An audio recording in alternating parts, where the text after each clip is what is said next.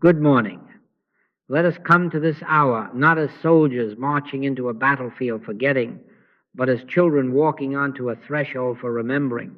The morning isn't a place to compete with shadows, to tally bank columns in the mind and call it prudence. The morning is holy ground. Take off thy shoes from off thy feet, was the word to Moses, for the place whereon thou standest is holy ground. In other words, before we ask for anything, we acknowledge that we already stand in presence. That's the orientation. That's the day beginning rightly. Now the principle, and please hear it as a principle and not a slogan. Don't begin by asking for supply. Begin by recognizing presence. Presence is supply before it becomes form. Money isn't supply. Opportunities are not supply. These are appearances that come and go. I is supply. I embody supply. Supply isn't external to me. It unfolds outwardly as I need it. Yes, as the orange unfolds from the invisible life of the tree. You smile at oranges. You live by the life that produces them. If you begin your morning clutching the fruit, trying to squeeze it into tomorrow, you will miss the life. So we start with life, which is presence, which is I. Our aim together is very modest, and because of that, very great. 5 minutes. Not a performance, not a mystical marathon, not an ordeal of the will. 5 minutes of stillness in which we do not seek to add anything to God, nor improve a universe already perfect in principle. 5 minutes to shift awareness out from under the intimidation of appearances into the quiet governance of grace. Someone will say, but I don't know how. Good. I don't mind telling you. I don't know either. At least I don't know as a method, as a rule. It hasn't unfolded to me as a formula. Don't try, live it, exemplify it. These are not rules or regulations. You are left with the principle, and the principle has to take root in you. When you and I say, I don't know, we are not confessing lack. We are confessing space for God. Be still and know that I am God. Not be brilliant. Not be persuasive. Still know that I am. You will find that realization comes in its own season, sometimes today, sometimes 3 years hence. But contact can be made now. The smallest touch alters the day. Seek ye first the kingdom of God and his righteousness, and all these things shall be added unto you. Do you see the order? Presence first, additions later, kingdom first, things later. This is not piety. It is the divine arithmetic of the soul. I am not asking you to believe me. I am asking you to sit with me this morning and to let the mind be quieted just enough to hear that still small voice that never shouts. And you will notice it does not beg. Grace doesn't bargain. Grace is, you are only under cosmic law, the old sowing and reaping, the measurements and the penalties until you achieve the realization of grace. Not the knowledge of grace, the realization. And that begins not with a strenuous plea, but with consent. Thou art here. That is the doorway. If today you are waking into anxious thoughts, bills, schedules, a letter you dread to open, don't fight them. Withdraw belief from them. They are appearances. They have noise but no authority. God is the substance of all true form. There is in reality no material law governing your morning. My kingdom is not of this world, said the Master. In other words, your supply, your guidance, your timing do not originate in the market or the clock. They are the added unto of realized presence. So for 5 minutes, we will do something very simple. We will make no requests. We will not outline to God how the day must look. We will calmly acknowledge, I am, I hear. And we will let those words be less words than awareness. If you cannot feel it, do not worry. If you feel it too much, do not clutch it. Let today be the first of many mornings in which you refuse to begin with petition and choose instead recognition. Tomorrow we will return not to hear more words only, but to deepen the same contact. This is not information. This is a life, a living practice. And if for now all you can say is, I don't know, then add one more sentence, but thou knowest. That humility is a door that no man can shut. Grace and truth came by Jesus Christ. Let that be our law for today. Grace is law. Let the presence that is your very life announce itself quietly within you, and from that center the day will unfold. Not because you have pushed it into shape, but because you have recognized the I that forever, silently, magnificently is. Let us be honest, because there is no healing without honesty. The moment most of us open our eyes, an old accountant in consciousness flips on the lamp and starts his tally. He knows every due date. He knows the number of clients not yet called, the email not yet answered, the bill with red letters. He parades pictures, calendars, bank balances, traffic, and he says, this is reality. Now be sensible. And if we nod, if we accept his ledger as law, in that instant we drop beneath grace and come under the old government of sowing and reaping, struggle and chance. The law came by Moses, Scripture says. In other words, measurement, penalty, anxiety. But grace and truth came by Jesus Christ. The mind puts you under law. Realization lifts you into grace. Now, hear me gently. The trouble is not your calendar, not your bank account, not the size of any figure written anywhere. The trouble is the authority you grant to what you see and the fear you weave around it. The senses bring you images and you call them creation. There's no material substance, no material law enforcing itself upon your morning. What you see is a mental picture. God is the substance of all true form. If we begin by bowing to the picture, we will spend the day feeding it more thought, more argument, more frantic effort. And it never satisfies. Let me say it by negatives, because sometimes negation clears the ground. Supply is not a paycheck. Supply is not a client.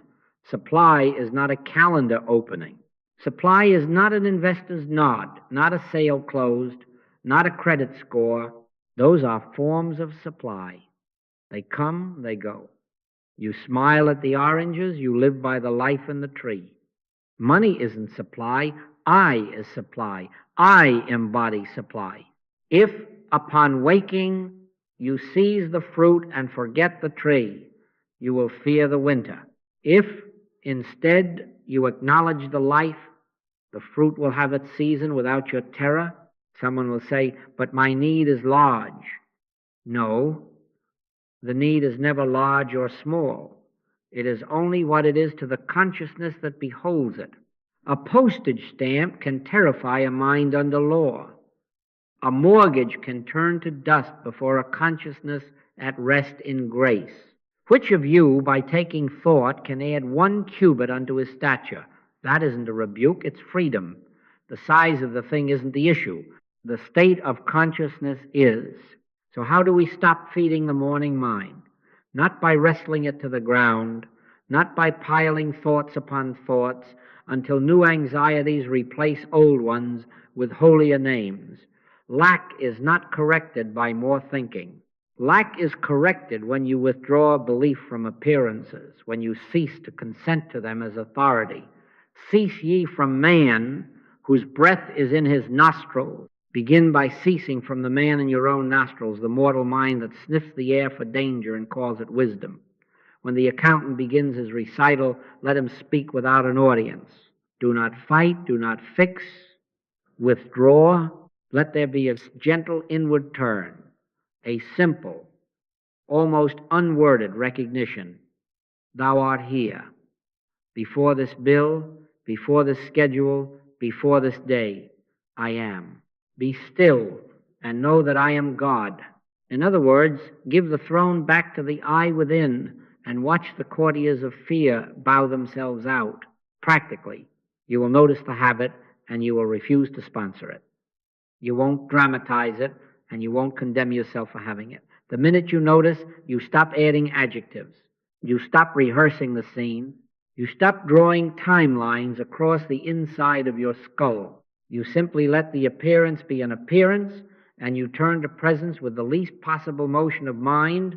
If a word is needed, let it be one, I. If a sentence is needed, let it be small, thou art here. And if nothing is needed, let nothing be said. Take no thought for your life is not a command to be careless. It is a door out of servitude to pictures and into trust in the invisible source that becomes form in due season. You will discover, if you try this even clumsily, that a few seconds of non-consent disarms a storm of hours. The tyrant mind cannot rule without your agreement. It feeds on your attention, your rehearsal, your dread. Take away its meal. Don't try to starve it by fasting from bread. Starve it by fasting from belief. Man shall not live by bread alone, but by every word that proceedeth out of the mouth of God. Let that word unseen, unoutlined, be your food. Then the day that began in tally will begin to turn. It may not trumpets and cymbals turn. It may be a quiet shift, the smallest easing. That is enough. Our work is not to make the forms dance. Our work is to abide as I, to keep ourselves from making idols out of clocks and coin. Presently, we will practice 5 minutes of this holy abstinence from fear, from consent. For now, see the diagnosis plainly. The habit is to enthrone appearances. The cure is to withdraw belief. And grace, already here, will do the rest. Now to the principle itself. And please hear it as the turning of the key rather than a slogan you paste on the refrigerator. Money isn't supply. Employment isn't supply. Clients, donors, clicks, crops, none of these are supply. They are forms, shadows cast by a substance you cannot see. I is supply. I embody supply. Supply isn't external to me. It unfolds outwardly as I need it, like the orange that appears on the tree. When you recognize the I within as supply, forms stop being your master and become your evidence. In other words, when you begin with presence, the day ceases to be a chase after fruit and becomes a quiet participation in the life that bears fruit in its season. Don't misread that little pronoun. The I of which we speak is not the personal ego, the one that frets, plans, and claims. I can of mine own self do nothing, said the Master. And then in the next breath, the Father that dwelleth in me, he doeth the works. That's the I we are naming. The indwelling presence, the Christ in you, the hope of glory. Not the will that shoves, but the life that is. I am that I am, was the word to Moses. I in the midst of thee is mighty, sang the prophet. When I say I is supply, I mean the divine selfhood that is your very being, not your personality. It is silent, ceaseless, complete. It does not become more by your asking, nor less by your fear. It is the well that doesn't run dry, even when the bucket is momentarily empty. Take the orange tree again, because it refuses our foolishness so kindly. You don't beg it to make oranges. You don't stand beside it with a stopwatch. You don't staple last year's fruit to bare branches and call it faith. You acknowledge the life in the tree, you root it well, you step back, and in due time the life shows itself as blossom, then fruit. The blossom is not the life. It is the evidence of the life. The fruit is not the supply. It is the form supply takes in that season. Now translate this to your morning. The stillness we practice is not a technique to force fruit. It is the consent to the life. We sit not to manufacture outcomes, but to recognize the source. Seek ye first the kingdom of God and his righteousness, and all these things shall be added unto you. You see the arithmetic? Contact first, addition after.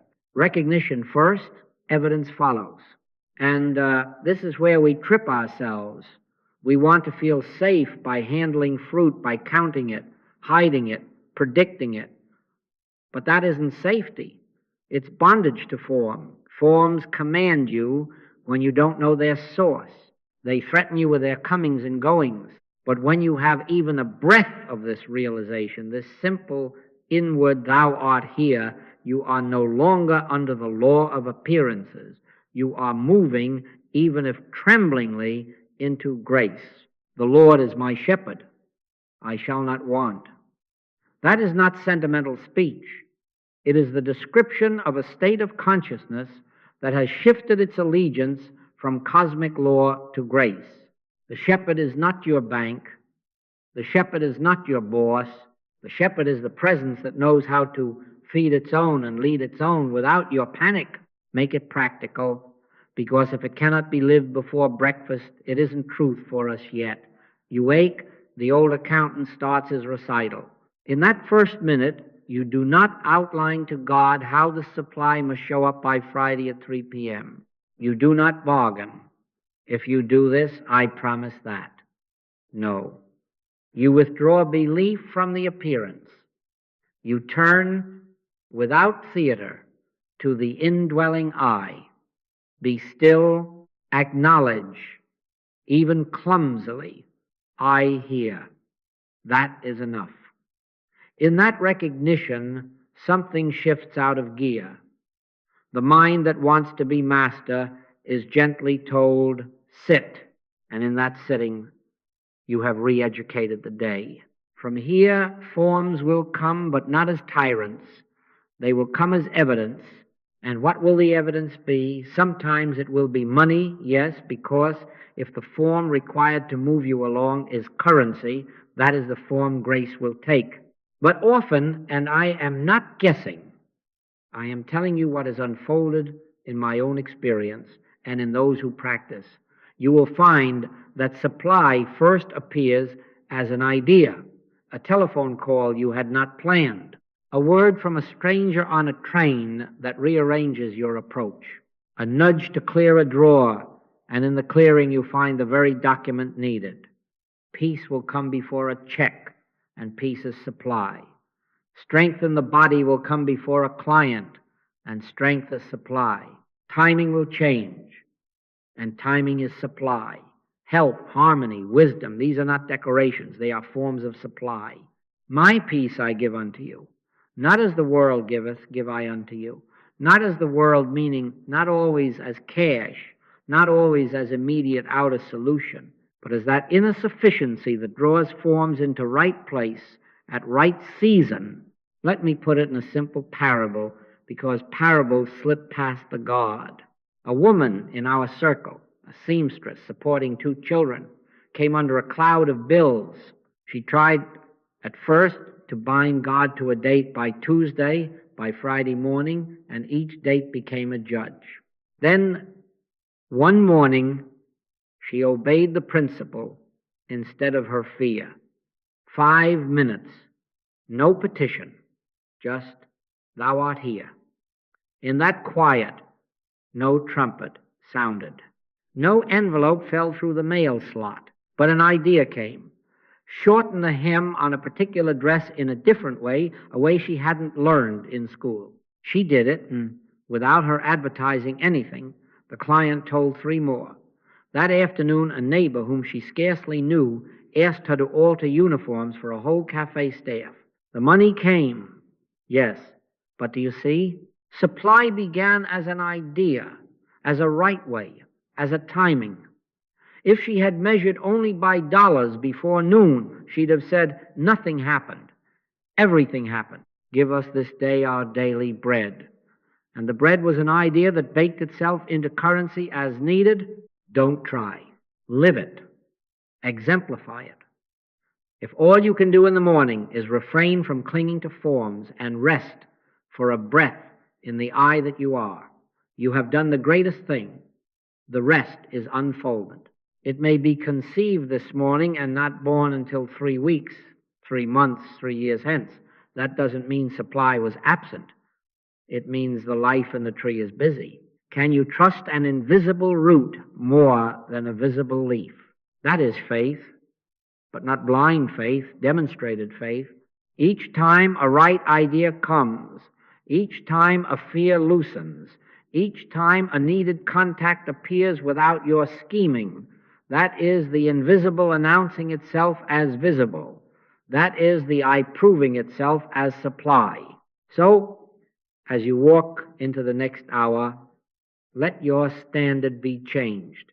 Do not ask, do I have enough forms? Ask, am I abiding in I? If you are, the forms will take their places. If you are not yet, do not condemn yourself. Be still. Return. Recognize. Behold, I stand at the door and knock. Presence is never absent. We are merely distracted. Open even the width of a whisper, and let supply be what it is indwelling, unhurried, inevitable. Then, when oranges appear, smile at them, use them, share them, but do not serve them. Serve the life, and the life will see to the fruit. Now let us look plainly at this threshold we keep naming the line between law and grace, and why our frantic crying only tightens the cords that bind. Under cosmic law, everything is cause and effect. You feel it as a voice that says, I didn't do enough, so I won't receive, or I did it wrong yesterday, and tomorrow I shall pay. That is the government of measurement. It counts, it compares, it concludes. You work harder to appease it, and the more you appease, the more it demands. With what measure ye meet, it shall be measured to you again. Under that rule, the past drafts its bill, and the future arrives as a collection agency. The morning accountant that greets you with ledgers is a priest of that law. Grace is a different government altogether. The old word was, the law came by Moses, and we honor the discipline it represented. But grace and truth came by Jesus Christ. Grace annuls penalties. Grace breaks the hypnotism of yesterday's mistake and tomorrow's fear. Though your sins be as scarlet, they shall be as white as snow. Not when you have paid interest for 6 months, but in a twinkling, the heart awakened, the yoke removed. This is not moral license. It is spiritual reality. The action of spirit is not an installment plan. It does not repair you as a mechanic straps on parts. It reveals you as whole now, supplied now, guided now, and in that revealing, what law had threatened to execute falls powerless. Neither do I condemn thee. Go and sin no more. You see? No sentence carried out, and yet a new life framed. That is grace overruling law. Our 5-minute stillness is not a hobby, it is a daily crossing. Think of it as stepping out from the jurisdiction of cause and effect punishment into the kingdom whose constitution is mercy and truth. Every morning we stand at that river, call it Jordan if you like, and we may either wade again into the old computations, striving and pleading, or we may be quiet and let the waters part. Striving submits to law, stillness opens the way for grace to govern the day. When you strain, you agree to be judged by performance. When you consent to presence, you agree to be governed by love, not by might nor by power, but by my spirit. This is a principle, not a mood. Now someone will say, but if I lay down my striving, won't everything collapse? No. Negligence is not grace. Sloth is not trust. Under grace, action does not cease. It changes its source. Your doing is no longer dictated by panic. It is ordered by inner guidance. The shepherd leads, you walk. The vine abides, the branch bears fruit. The Master did not say, sit forever and pretend needs do not exist. He said, first the kingdom, then the addition. He said, take no anxious thought, and then he sent them to the villages 2 by 2. In other words, be led. Work from the center out, not from fear in. When the inner word says, call this person, you call. When it says, rest, you rest. When it says, clear your desk, you clear it. But the fevers of I must or else subside because the else has been swallowed up in grace. Let me give you a small story, because we learn best in the flesh of an incident. A young man, let's call him David, missed a filing deadline for a contract that meant a quarter of his income. Under law, the consequence was printed in red ink. He came to me trembling. He had already written 3 groveling emails, each worse than the last, and drafted a plan to slash his fees to appease the client. That is law, penalty, and appeasement. I said, stop. Not because we are clever, but because we must cross. 5 minutes. No petition. Just, thou art here. And we sat awkwardly in a small office that smelled of coffee. Nothing dramatic. But an idea came not from bargaining, from contact. Send a brief, honest note. Acknowledge the miss. Propose a revised scope that preserved value. Attach a work sample that solved a problem they hadn't articulated. He did. Within the hour, the reply came, not only did they accept, they increased the term and introduced him to a partner firm. My yoke is easy and my burden is light. Do you see? Law would have collected. Grace enlarged. The penalty that seemed inevitable unraveled when the government changed. And do not romanticize it. Sometimes grace will not preserve the form you thought essential. The deadline may pass, the client may go, and yet in that same quiet, another path opens that reveals the first was a cul-de-sac. Grace does not cater to our outlines. It fulfills our need. It is government, not sentiment. Under it, yesterday loses its teeth, and tomorrow loses its terror, because the eye that is your supply is never dated. Behold, I make all things new. That means the terms by which you meet the day are new, not punishment old, but mercy new, not fear old, but guidance new. When you accept this, you can let the morning accountant chatter without offering him your chair. So each dawn make the crossing. Lay down your measurements, how much you did, how much you deserve, how far behind, and be still. Recognize presence. Let the inner word, however faint, become your ordinance. Then move, but move as one sent. If you must write a letter, write it from gentleness, not dread. If you must face a ledger, face it with clean eyes that know numbers are forms, not gods. If you must apologize, apologize without self-hatred and without theatrics. That is grace in practice, not passivity, purity, not slowness, sureness. You will find, I promise, as one who has had to learn it on his knees, that the day so governed proves the principle valid.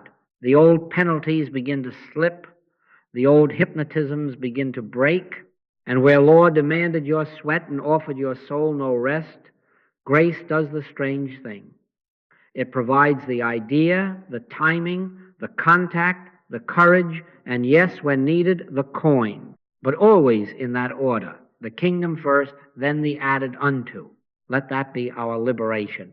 Not as a theory, but as a government we live under, 5 minutes at a time. So let us make it very simple and very human, because grace is not fragile and it does not require you to become a statue before it will visit. These 5 minutes begin with a body, your body, and we do not scold it. We do not demand a pose from a picture in a book. We sit. A chair will do, kitchen chair, bus seat, beside a bed. Put your feet on the floor if you can. Let your hands rest in your lap or on the arm of the chair. Let the shoulders drop, yes, just let them drop as if they have remembered an old permission. Unclench the jaw, let the tongue rest. Breathe as you are breathing now. Do not start a technique as if you must coax God with patterns of air. If your eyes prefer to close, close them. If they prefer to soften and gaze, let them soften. Nothing dramatic, nothing mystical for display. In returning and rest shall ye be saved. In quietness and in confidence shall be your strength. In other words, return, rest, quiet, confidence. That is our doorway. And the impulse will come to do it right, to master a method, to count seconds and correct angles. Don't try, live it, exemplify it. There are no rules or regulations saying how you shall sit. You are left with the principle. The principle is receptivity. The body settles best when you stop trying to achieve stillness and simply consent to it. Think of the word that stilled the Galilean Sea. Peace, be still. You need not shout it at your nerves. Whisper it, or don't even form the words. Consent, peace, be still. If your shoulder rises again, let it rise and let it fall. If your breath is shallow, let it be shallow until it remembers depth on its own. This is not an athletic event. Now about thoughts, because they will arrive like birds looking for a branch. Let them. We are not here to stop thinking by force. That would be more thinking in disguise. A thought comes breakfast, a call, a worry, and you do not grab it by the neck. You watch it alight. You watch it lift. You neither feed it nor chase it. If it lingers, you do not condemn yourself. Lack is not corrected by more thinking. Neither is movement redeemed by tightening it. Withdraw belief from the authority of what arises. Let the morning accountant clear his throat somewhere in the distance, unhosted. Take no thought for your life, the Master said. Not a command to be careless, a grace to be free. Take no anxious thought. Let the mind be here, but not enthroned. Someone will say, but I need a technique to hold on to. If a small aid helps, use it lightly. Count to 4 on the in-breath and 4 on the out-breath. If that settles you, then forget the counting the moment it feels like a taskmaster. Put your attention in the soles of your feet for a few seconds, feeling the contact with the floor. Then let attention widen again. If you need to shift in the chair, shift. If a cough comes, cough. Don't make a religion of technique. These are not sacraments. These are conveniences. You are left with the principle receptivity, consent, quiet. Now, the first inner movement, not a request, not a performance, not a signal flare, sent heavenward to a distant deity. A gentle acknowledgement. Here I am. Say it inwardly, barely a breath's weight on it. Here I am. That is not informing God of your location. Your Father knoweth what things ye have need of before ye ask. It is awareness awakening to itself. It is presence, recognizing presence. Here I am is the bush in the wilderness hearing its own name. It is the little I moving aside to make room for the I that is supply. When you say, here I am, do not imagine a small creature speaking to a sky. Let it be the heart quietly becoming honest. The branch remembering the vine. And if it feels like nothing, accept that nothing with gratitude. We are not after sensations. We are entering government. I don't know how it will register in you, and I don't pretend to. It hasn't unfolded to me as a rule that can be shipped by parcel post. Sometimes it comes as a small warmth in the chest, sometimes as a loosening behind the eyes, sometimes as a sudden ordinariness that is strangely kind, sometimes as nothing at all, and yet the day is different. Let it be what it is. The smallest consent is more than enough. The kingdom of God is within you. We are not trying to import a kingdom.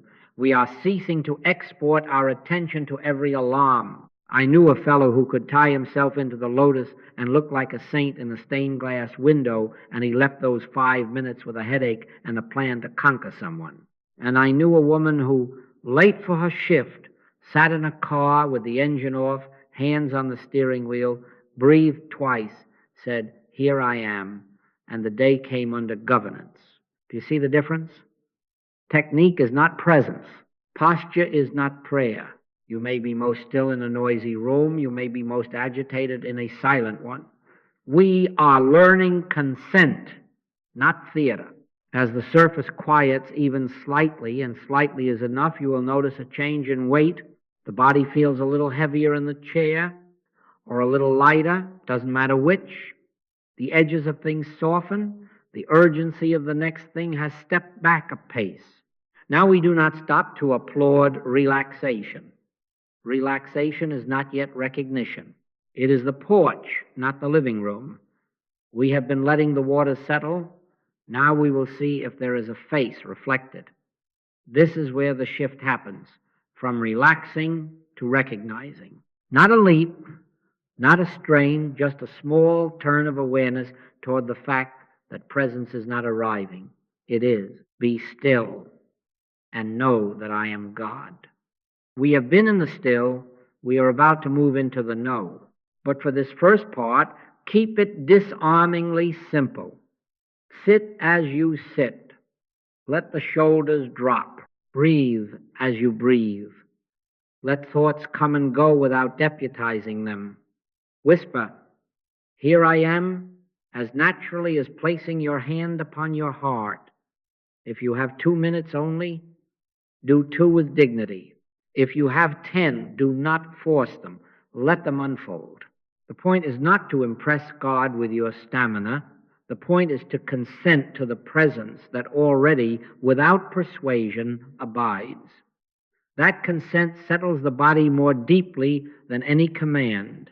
In a moment, we will take the next step together, the recognition proper, "Thou art here," before any request. But do not hurry there. A hurried recognition is just another law in disguise. Let this be gentle, because grace is gentle. The branch does not strain to stay on the vine, it abides. So for these 5 minutes, begin by abiding as a body at ease, a mind unforced, a heart saying, "Here I am." And that will be enough to bring you to the threshold where recognition without effort begins. Now we make the small turn we promised from quieting to knowing, from the porch into the living room. Recognition is not imagination. It is not the mind painting a picture of a someone arriving from a distance. It is the heart noticing what is already present, as obvious as breath once you stop talking about it. We are not summoning. We are not scripting. We are recognizing, "Lo, I am with you always. Not I will be, not I was, I am." So take that very simple phrase, "If it helps, thou art here." Say it inwardly, without strain, as one would nod to a dear friend already seated in the room. Or this, "The I within is." Let it be brief. Then allow the words to recede like a wave that has done its work and returns to the sea. The point is not to repeat until you are dizzy. The point is to establish the fact and rest in it.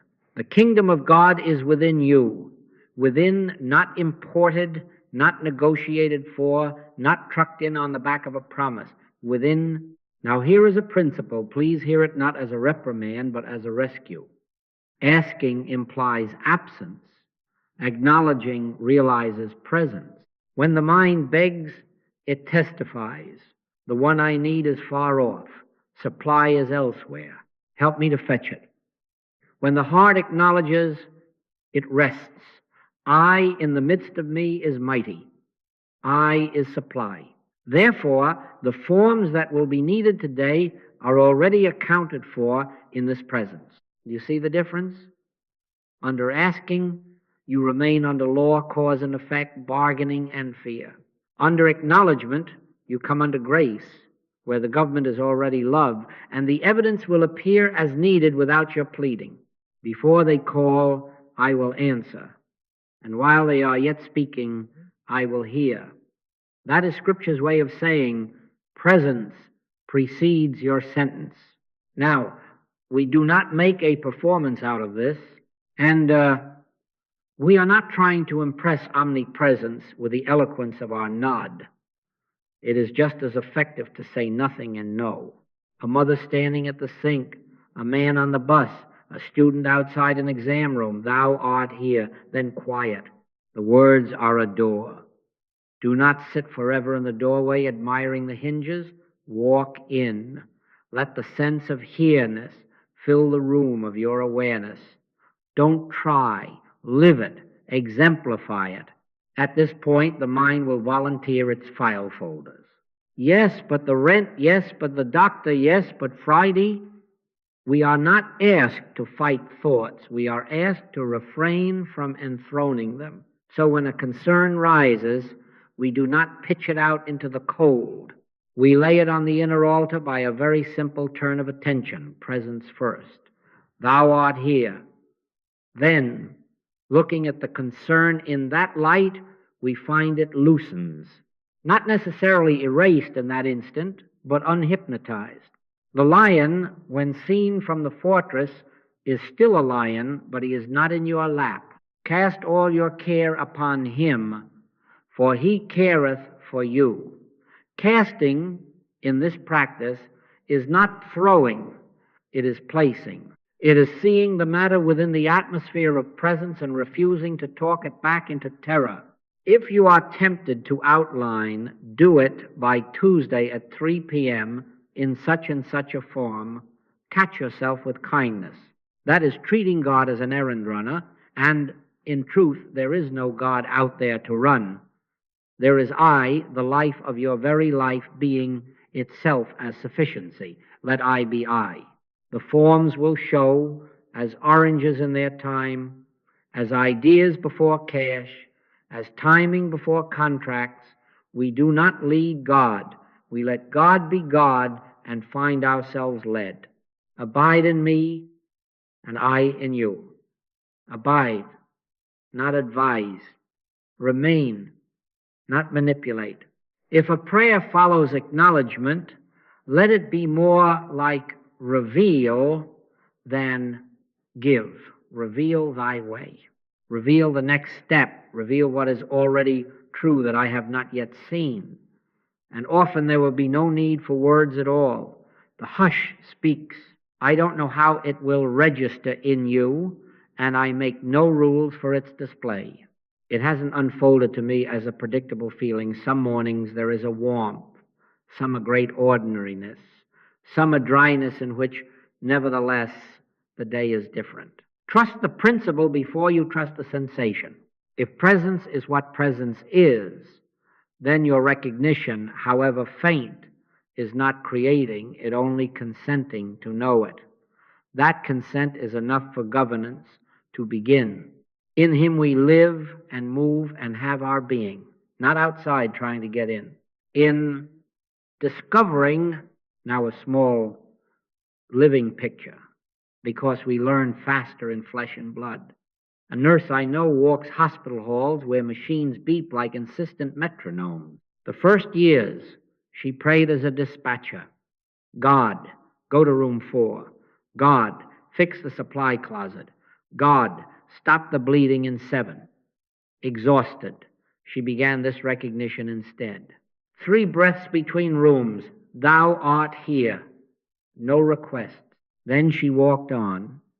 Ideas began to present themselves tiny, practical, life-saving. Adjust that pillow. Look again at that lab result. Call the resident now, not after lunch.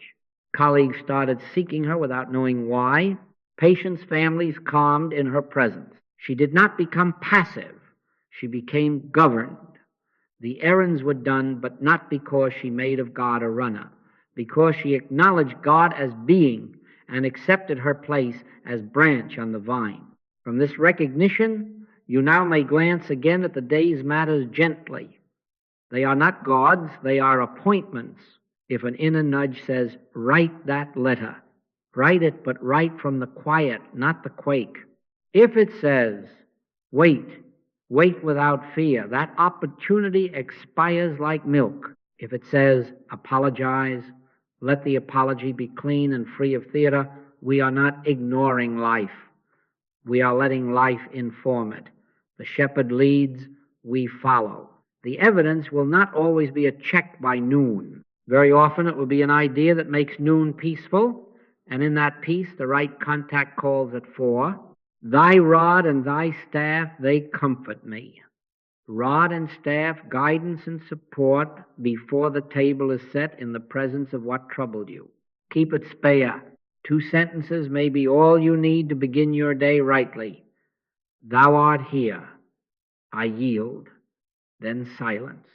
If words follow, let them be true to the fact you have recognized. Thank you, not as flattery, but as acknowledgement of what already is. Or simply, I let the mind, which has been so eager to be king, learn to sit at the feet of the heart. This is not self-hypnosis, this is coming home. And if, as you sit, you feel nothing but a slightly softer breath, trust it. Faith in this way is not the courage to demand.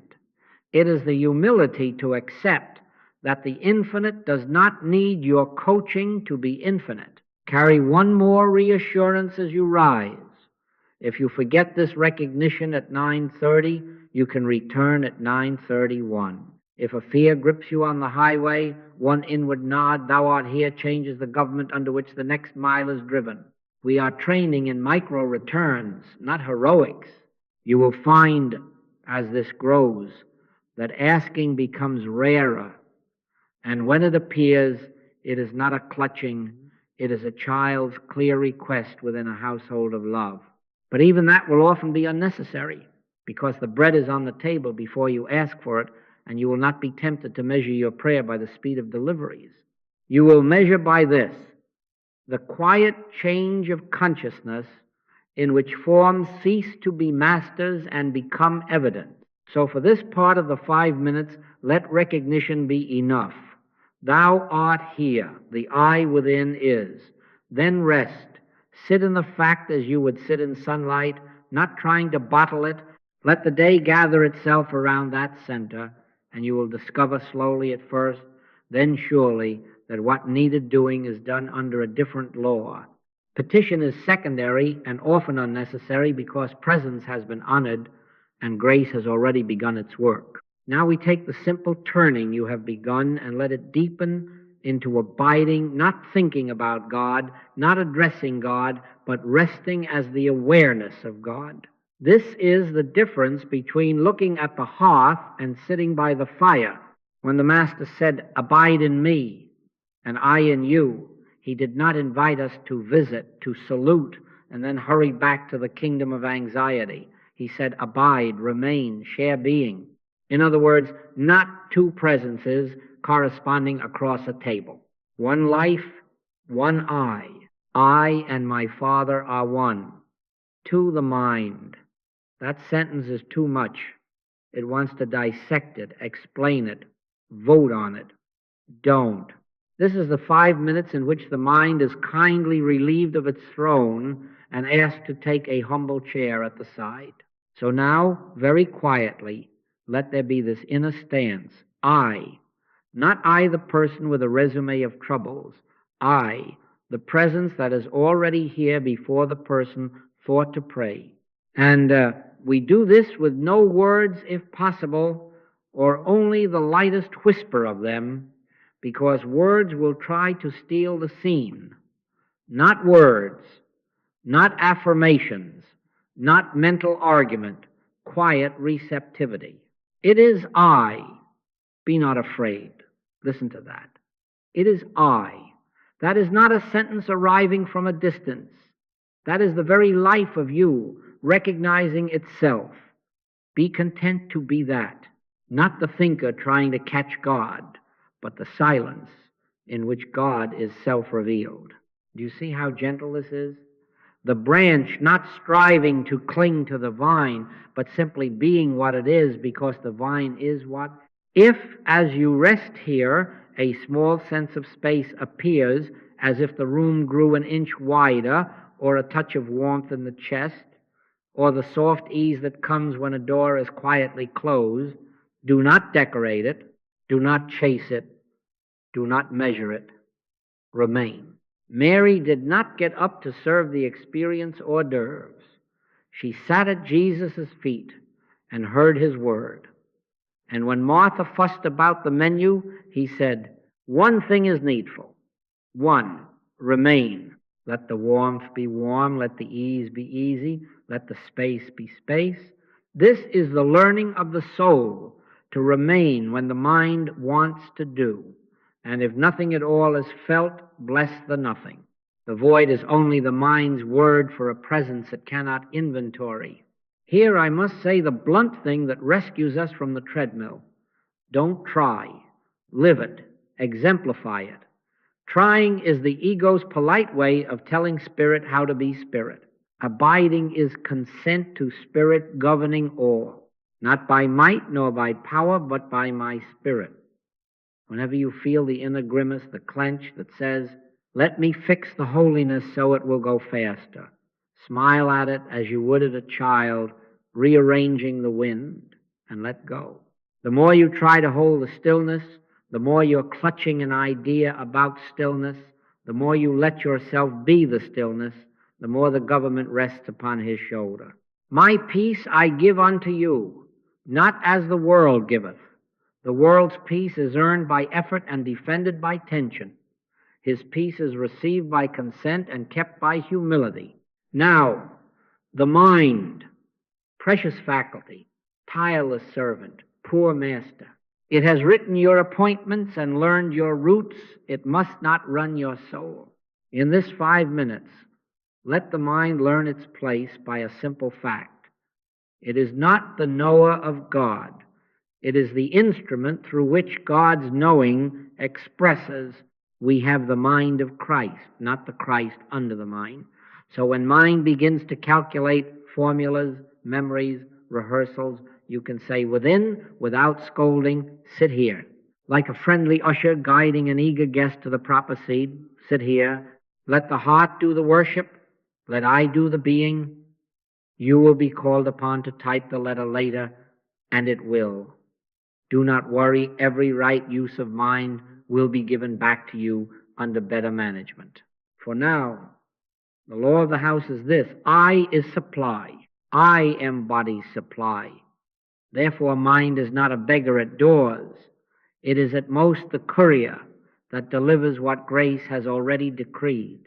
As you abide, as I notice how the pronoun softens from a sound into a silence, be still and know that I am God. There comes a moment when the words "I am" are not said, but lived as though the floor beneath your feet is trustworthy in a way that does not need proof. If breath wants to deepen, let it. If it stays light, let it. If a thought about breakfast waves from the edge of the field, wave back and let it go on its way. The practice here is astonishingly simple. Be what you are before thinking. The bush burned and was not consumed. Moses did not lecture the flames into behavior. He turned aside to see. Turn aside, see. The eye that is your life was already burning. Let me show you how this re-educates the mind in a way a lecture never could. A bookkeeper caller, Eleanor, came to me in the old sovereignty of the mind. Spreadsheets like battalions, emails in platoons, nights of thinking dressed up as duty. She began these 5 minutes, and at first the mind yelled, "We will fall behind." We let it sit. Week by week, the yelling became commentary, then a murmur. One morning, as she abided without trying, a clear word, not dramatic, not from outside, rose as quietly as a tide. Forgive the small debts that are choking the ledger. Call 2 clients and propose a different billing cycle. Stop quoting to strangers. Serve the ones already sent. She did. The numbers followed like sheep instead of stampeding like cattle. Seek ye first the kingdom of God and his righteousness, and all these things shall be added unto you, not as a bribe, as a law of grace. You see? The mind became a servant, totaling, drafting, organizing, but it no longer set the agenda. Abiding set the agenda. The mind executed it without fever. Be careful here of spiritual ambition. The mind, when deprived of running the bank, will try to run the chapel. It will chase subtle sensation, collect rare experiences, compare today's warmth with yesterday's chill, and then pass sentence. Cease ye from man whose breath is in his nostrils. Cease too from the inner man with his thermometers of holiness. Abide. If dryness is present, abide in dryness. It is a desert that often hides a well. If sweetness is present, abide in sweetness. It is a cup that does not need polishing. The measure, remember, is not sensation, but the quiet shift of government. You will know the shift not by fireworks, but by this sign.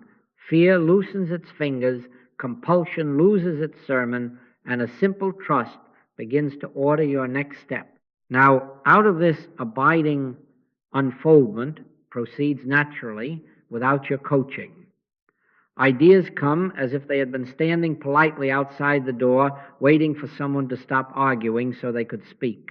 Impulses arrive, not the hasty ones born of panic, the clean ones born of peace. Timing becomes friendly. The call comes when it should. The delay protects rather than punishes. Scripture names this in homely language. First the blade, then the ear, after that the full corn in the ear. We are not yanking at sprouts to make corn. We are consenting to the rhythm of a kingdom that already knows its seasons. In other words, the evidence answers to the presence, not to your stopwatch. And if, even now, you say, I don't know whether I am abiding or pretending, I can only shrug with you and say, I don't know either in the way the mind wants to know. It hasn't unfolded to me as a test one can grade, but the principle stands and has proven itself in too many ordinary lives to doubt. Sit down the mind, stand up the eye, and see what government results. I live, yet not I, but Christ liveth in me. There is the secret of abiding, not annihilation of person, but displacement of its pretend crown. The mind keeps its tools, the heart keeps its throne. Grace becomes the law of the day. So for this third movement of our 5 minutes, do the quietest thing a human can do, be I. Let the mind learn its place, not by scolding, but by seeing a greater presence. Take the seat at the head of the table. Remain when a little warmth comes. Remain when nothing registers. Don't try. Live it. Exemplify it in the way you rise from the chair without haste, without a new rule to whip yourself with that small inward nod that says, government has changed. From here you will find, not by might, not by maps, the next unfoldment waiting on the path, the right idea, the right impulse, the right timing, and yes, when it is needed, the right form, but always in this order: I first, then all things added. Now let us see what happens once you rise from the chair. Contact is immediate. Showing forth is progressive. In other words, the moment you have recognized I, you are no longer outside the storehouse rattling the shutters. You are in the house. But the dinner is not served because you stamped your foot. It appears because a household runs on order. Conception precedes birth. You may feel the new life present in the room of consciousness now, but its form, its body, may need an hour, a month, or a season. Seed time and harvest shall not cease. Do not resent seed time. Do not mistrust a womb because it is quiet. Supply, when it comes out from the invisible, often wears very ordinary clothing. It may be a phone call at 4 o'clock that you would have missed had you been chasing 6 other doors. It may be an idea so simple that the mind, if left in charge, would have sneered at it. Change the wording of that letter, adjust your price by a little, speak to the doorman, not the manager. It may be a protective delay. The loan that does not go through today, which 6 weeks later you will bless with tears because the terms would have bound you. It may be a healed relationship, the impulse to apologize properly, without ceremony, and the old knot you carried as a badge of misfortune unties itself. Or it may be a boundary you had not known you were allowed to set a clean no that closes the door on the time thief so the right yes can find a place to sit. Do not say, that isn't money. Say, that is supply, because I is supply and the forms are the evidence, not the life. We have lived so long hypnotized by currency that we think only of paper and coins when we say the word money isn't supply. Money is a carrier, sometimes, of the evidence of supply. True supply is the eye that goes before you to make the crooked places straight. It is the mind of Christ functioning where your mind once panicked. If you measure supply only by cash on a given day, you will walk past the divine economy operating under your feet. A man may receive $5,000 and lose his peace, destroy 2 friendships, and bind himself to an unjust partnership. He will call it supply because the bank smiled at him. Another may receive an idea at breakfast, spend 10 minutes in obedience, and the month rearranges itself without a ripple. He will be tempted to call it nothing happened. Learn the economy of grace. The blessing of the Lord, it maketh rich, and he addeth no sorrow with it. Rich not merely as number, but as right relation, right timing, right health, right place. Let me give you the old parable in new clothing. There was a family on a little spread, call it Miller's Patch, wind in the cottonwoods, soil poor by the reckoning of neighbors. They pinched and patched, and one winter, tired of the arithmetic of lack, they sold the land and moved near a town. The buyer, no genius, just a man with a habit of looking, noticed a dark stain where the creek bent. He sank a shallow test well. Oil rose like an answer. Now, don't make a novel of it. Hear the principle. The oil was beneath their feet when they were counting pennies in the kitchen. Invisible supply had been there as long as the land lay under those stars. What changed? Not God, not supply, consciousness. One man lived under the authority of what appeared to be barren. The other refused to enthrone the appearance and let an idea show itself. So it is with you. The oil is not a substance under dirt. It is the symbol for the I that is already your life. When you start from presence, you stop selling your field. You turn aside, as Moses did, to see the bush that burns without consuming your hope. I don't know how long your particular birth will take, and I won't insult you with a chart. It hasn't unfolded to me as a calendar. I can hand you and say, Tuesday, 3 o'clock. What I do know as a principle, not as a human promise, is that when you live from contact, unfoldment organizes itself. The steps of a man are ordered of the Lord. Sometimes the cash appears by noon because that is the cleanest form through which the grace can evidence itself today. Sometimes the first appearing is a name in your thought, call her now, and her conversation turns out to be the riverbed through which the later funds will flow. Sometimes it is a skill. Do not despise skills born of grace. The nudge to learn a tool, to take a simple course, to read the manual you have delayed, that is supply. In 6 months, that skill may be the language in which your livelihood speaks to you. Often it is protection. The late train that made you miss the meeting, that would have shackled you to a false partner, the inner stop that pulled your hand back from signing a contract whose cheerful ink would have choked you, he shall give his angels charge over thee to keep thee in all thy ways. Angels in the day-to-day arrive as right timings and clean knowings. And be attentive to meetings as forms of supply. A stranger in a line says a sentence that unlocks a problem. A former colleague writes out of the blue with a question that happens to be an open door. Your child asks you to come to the park, and on the bench, resting, you see how to rearrange the week and remove the pressure you called fate. The world will tell you, lucky. No. Law. Not cosmic law with its cause and effect treadmill that was yesterday's master, but grace's law where your inner state governs your itinerary. The law came by Moses, but grace and truth came by Jesus Christ. When you have recognized the I and consented to abide, you are no longer running after camels in the desert. The camels kneel of their own accord, and you load only what you are given to carry. This is why, in our practice, we stop asking for packages and begin consenting to presents. It is not indifference to needs, it is the wisest way to meet them. Give us this day our daily bread, prayed as presents. Does not shop with frantic coupons. It reveals bread already in the oven, ideas, timings, encounters, boundaries, rest. Rest is a form of supply. Do not laugh at it.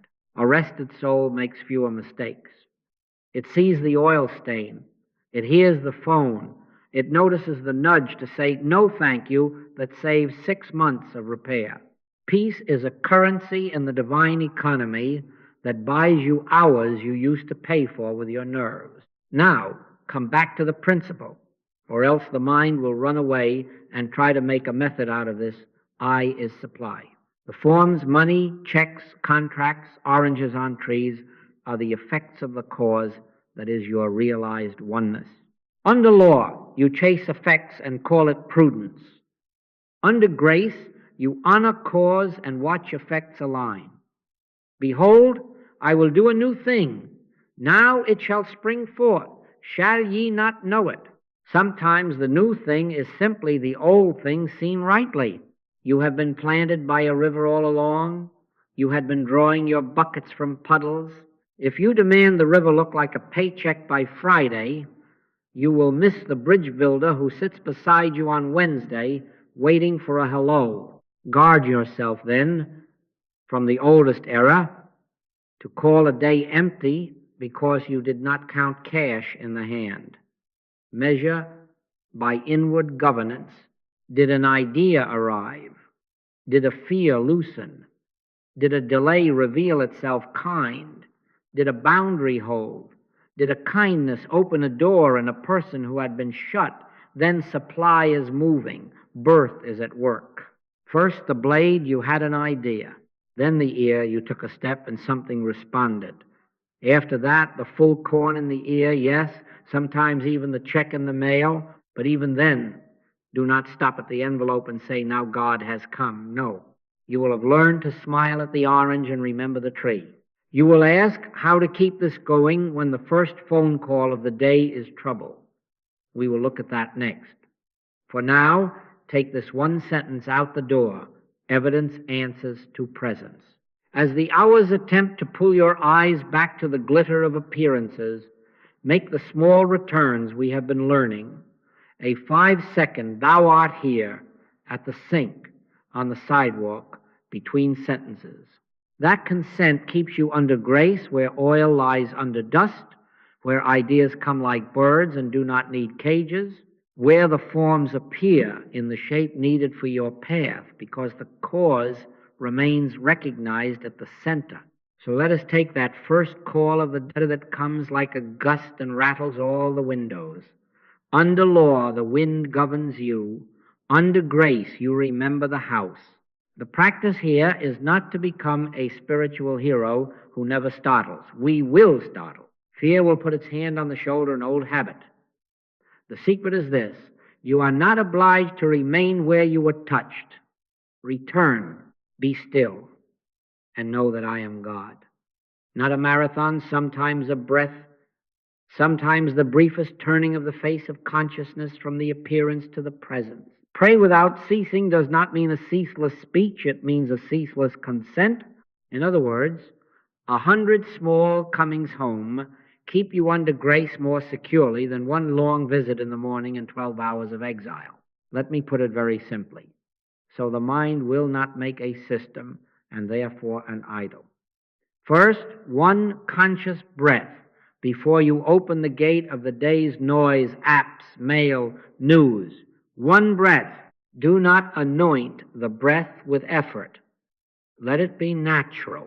In that breath, recognize, thou art here, not out there in the cloud, here as the life I am. If your hand is already on the phone, that is all right. Breathe anyway. The difference is not theatrical, but real. You will not be entering a marketplace unaccompanied. You will be walking with the host of your own house. Second, at the hinges of the day, return for 10 seconds. Transitions, doorways, car ignitions, the click before a call, the pause at the top of a staircase. Thou art here. Whisper it within or say nothing and simply know it. 10 seconds. If you take a train, that moment when the carriage lurches, let it be your bell.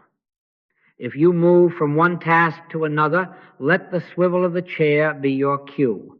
You will discover that these small recognitions stitch hours together into a single garment of grace. In quietness and in confidence shall be your strength, not in interruption, in quietness, right in the flow. Third, set a small watch at the mouth and the hand. Before you spend or speak, a silent pause. Half a breath, maybe two. You will be astonished how many sentences do not need saying once the presence is remembered, and how many purchases turn out to be anxieties dressed as needs. Set a watch, O Lord, before my mouth. Keep the door of my lips. Try this in a store.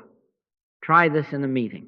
If the word or the expenditure is still right after the pause, it will come cleaner, often simpler, and the aftertaste of regret will be absent. This is not frugality. This is governance. I is supply. Therefore, I am not purchasing to fill a hole. I am allowing form to appear where it serves the day's unfoldment. Now, all of this is embodiment. You are not reciting a creed into the wind. You are letting the wind find it. Cannot enter a house that has windows that close. The day becomes your classroom, not to prove yourself, but to let the principle prove itself. Do what is in front of you. Answer the call. Write the line of code. Wash the dish. Sign the form if it is to be signed. Only refuse the whip of panic. Let action arise out of the quiet you have consented to. Take no thought for your life. Does not mean inaction. It means do not let thought be the master who hires you to do foolish overtime. When the next step rises from stillness, it carries its own clarity and its own pace. The yoke is easy and the burden is light, and you will know it by the absence of the inner flinch that used to accompany your hustling. And don't be surprised by resistance. Dullness may visit at 3 p.m. Impatience may bark. Nothing happened may try to mock your small returns. Read them rightly. They are not prophecies. They are only weather passing through.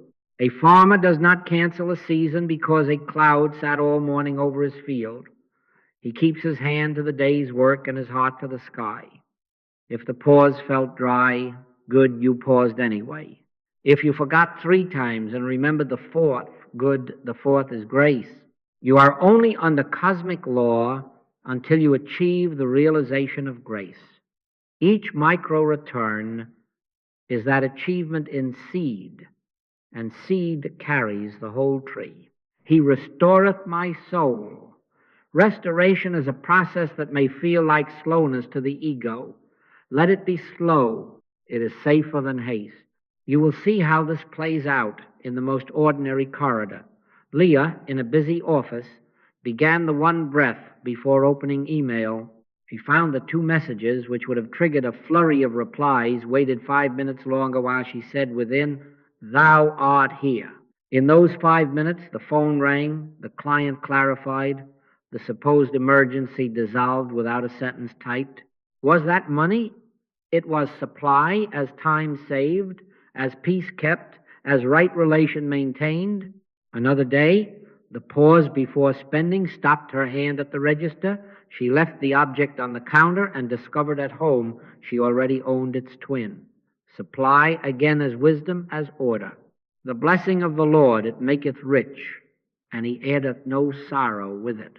If you say, I don't know that I can do this all day, I smile and say, I don't know that you need to do anything all day but consent when it occurs to you. It hasn't unfolded to me as a scoreboard to keep. Let the bell ring when it rings. You will hear it more often as you go. Grace is maintained by these small returns, not by one heroic meditation at dawn.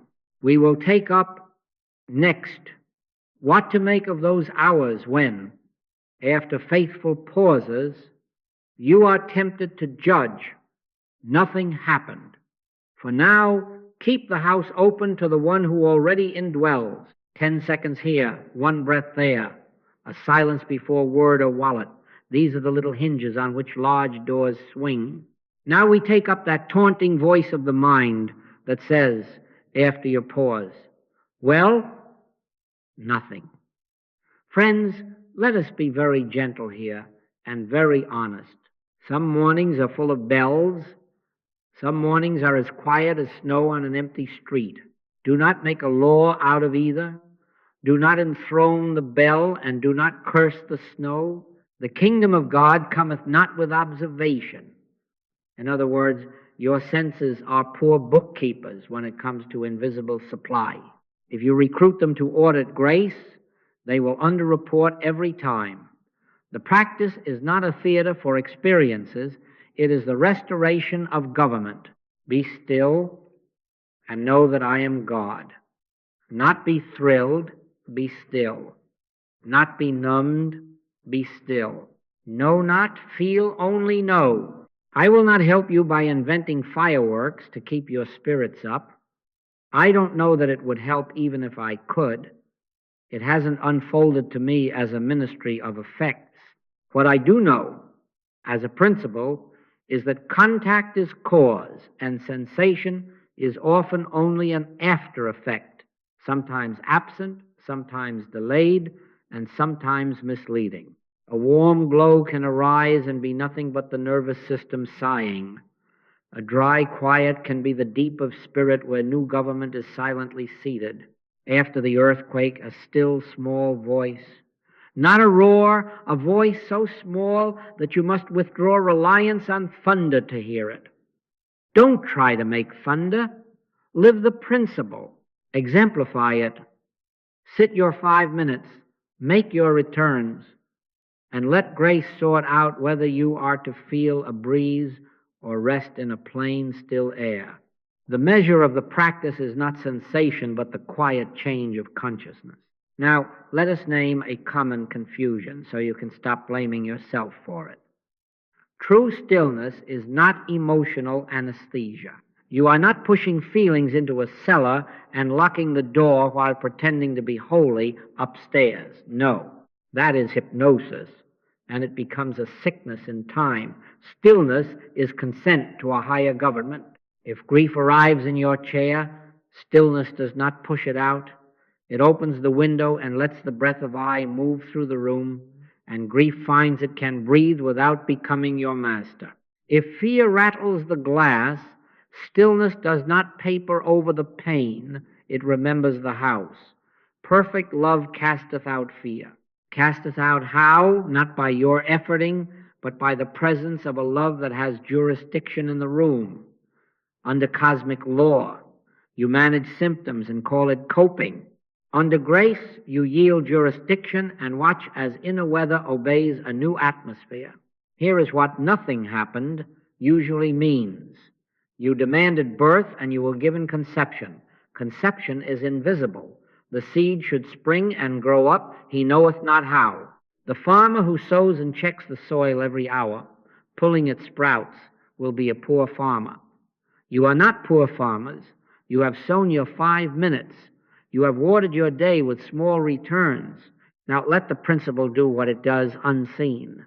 First the blade, an idea that rises tomorrow while you wash a cup, then the ear, an impulse to adjust a small habit that unsticks a whole week. After that, the full corn, the check, the opening, The solution written in the handwriting of grace: do not despise seed time. Do not insult wombs for their quiet. They that wait upon the Lord shall renew their strength. Wait does not mean idle. It means refuse the animal panic that digs up what was planted to prove to yourself that you planted it. And because we are dealing with your real day and not an ideal day in a book, let me tell you how this looks while it is small. A man paused and felt nothing but ordinary air. At noon, he did not lash himself. He paused again and felt nothing. At 4, in a moment of mild annoyance, he remembered, "Thou art here," and said nothing sharp to his colleague. The meeting took 7 minutes instead of 40. He walked home with one unspent quarrel, one unmade purchase, and one unhurried step. That was the day's harvest. He did not know it at 10 in the morning. By their fruits ye shall know them, not by their tremors. The fruit was a changed response, less fear, more clarity, a kinder decision. The root was contact. It always is. This is the humility of unfoldment. You stop auditioning for grace and allow grace to govern. You do not report to somebody inside your head or outside it about the magnitude of your mysticism. You do not try to act spiritual when nothing is felt. You tell the truth. I sat. I consented. I returned. If anything more is to be said, let the day say it in outcomes. There is therefore now no condemnation to them which are in Christ Jesus. Condemnation is the mind's favorite counterfeit of zeal. It promises improvement through shame. Reject it. Shame is cosmic law's whip. Grace has no whip. Grace has government, and it is kind. If you are tempted to make a chart of your mornings, to rate yourself, to compare yesterday's sweetness with today's plainness, set the pencil down. Cease ye from man, even the inner man with his grades. The principle does not fluctuate with your mood. I is supply, whether or not you felt a tingle. I is supply, whether or not a plan occurred immediately. I is supply, whether or not the phone rang with an answer this afternoon. Let this be the last day you apologize to God for God not performing on your schedule. The law came by Moses, measure, weigh, count, but grace and truth came by Jesus Christ. Move out from tally books into trust. I don't know how long the birth in you will take, and if I said I did, I would be handing you my imagination as if it were revelation. It hasn't unfolded to me as a calendar, and I am grateful. The lack of a calendar keeps us on the principle. What you can know, what you must hold to, is that a quiet change of consciousness is already wealth. You will hear it in your voice when you answer the next hard email. You will feel it in your body when you walk past the glittering urgency of a purchase and discover the hunger behind it has gone to sleep. You will see it in your day arranging itself with fewer collisions. The peace of God which passeth understanding is a real governor. It alters traffic without honking. Let that be your metric. Am I a little less frightened, a little less hurried, a little more honest, a little more kind? Then the river is flowing beneath the ice. Finally, end the self-blame. You cannot bully a lily into Solomon's clothing. Consider the lilies. They toil not, neither do they spin, yet they are arrayed. Consider this. Your task is to consent, to show up in your chair, to make the small returns, and to walk your day without the whip. The rest is the Spirit's. If today felt like nothing, smile and place it with yesterday's something in the same basket called faithfulness. When the basket is full, it will tip of itself, and you will receive what you need in the form grace finds most fitting. And you will be ready to recognize it because you trained your eye not on sensation, but on the presence that sends it. In a moment, we will seal the day in a very simple way, placing ourselves under grace as law. For now, rest in this. Evidence answers to presence and presence is already here. All right, let us do what we said we would do. Not a performance, a sealing. Take one natural breath where you are and let the shoulders drop half an inch. Within, not as a demand, but as a yielding. Say, Father, let thy grace be my law this day. Thy grace govern me. Let right ideas appear as needed, and let me know them when they come. I do not ask for packages. I consent to presence. The Lord is my shepherd. I shall not want. I shall not want because I is supply, and supply unfolds as I abide. Now set a quiet watch at the door of thought. I mean a gentle sentinel, not a policeman. The first suggestion that murmurs, there isn't enough time, money, help, do not argue, simply refuse at the chair. Get thee behind me. In other words, that voice is not law in this house. Grace is law here. If the mind tries to drag you into arithmetic, smile and return. Thou art here. Be still and know that I am God. Not thoughts about God. God is the life of you. Let your knowing be the door that does not swing for panic. We will keep this simple. Each morning for 7 days, before the machines turn on, take your 5 minutes. Settle, recognize, rest. Then seal, as we have just sealed, let thy grace be my law. If you feel nothing good, do it anyway. If you feel a sweetness good, do it anyway. Don't try. Live it. Exemplify it. Don't analyze the session. Let it take root. The principle has to take root in you. The seed carries its own instruction. It does not need your shovel every hour. During the day, stand by your own door with kindness. When lack knocks, answer with presence. When hurry shouts, answer with a breath. When an expense presents itself, pause and let grace govern the yes or the no. Set a watch, O Lord, before my mouth, yes, and also before my wallet, my calendar, my temper. You will discover that you don't win arguments with fear. You stop employing it. The old cosmic law loves debates. Grace needs none. The law came by Moses, but grace and truth came by Jesus Christ. Let grace be the ordinance of your Tuesday, and you will watch law bow without a blow struck. And we are not doing this alone. Return tomorrow. Bring with you what changed, not what you think you manifested. Bring peace where there was pressure, a timing that surprised you, a guidance that saved you 2 steps, a kindness that altered a meeting. These are the currencies of the kingdom. My grace is sufficient for thee. Sufficient, not barely, divinely. If a check appeared, bless it. But tell me also about the inner government that would have been supply even if the envelope had taken another day. We are building not a show, but a life before we rise once more. Father, let thy grace be my law. Govern me as ideas, as timings, as right words withheld and right words given, as doors closed that should close, as doors opened that no man can shut.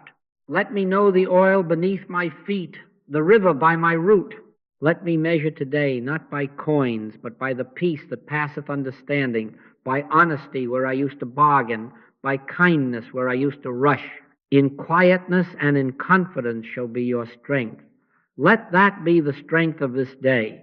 I do not know, and I won't pretend to know, how rapidly your outer pictures will reprint themselves.